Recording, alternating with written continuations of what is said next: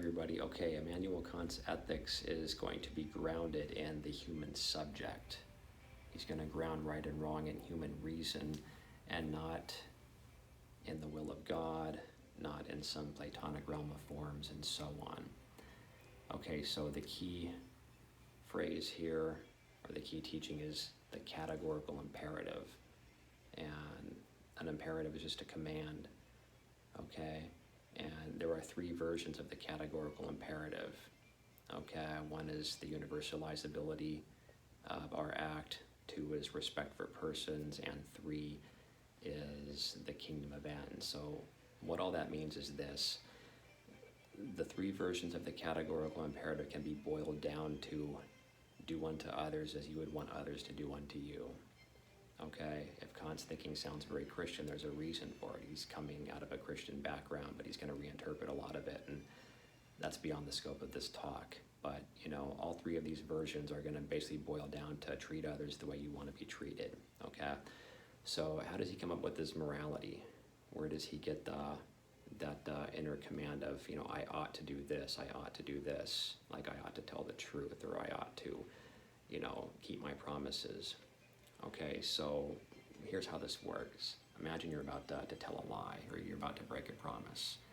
Kant would want us to step back and say, okay, if I lie, could I reasonably suggest that this become a universal law for everybody to follow?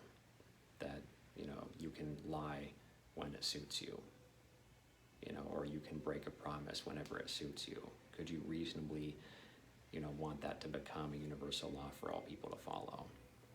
Okay, well, if you can't do it, then you shouldn't lie, and then you shouldn't break your promises, okay?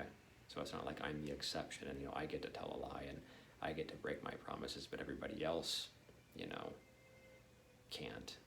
Okay, that's, no, morality is universal. Okay, so if I can't reasonably suggest that these things become universal laws for all people to follow, then I shouldn't do it.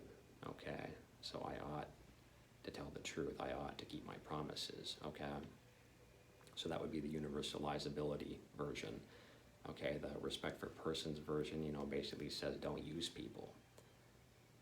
You know, don't use them as a means to an end.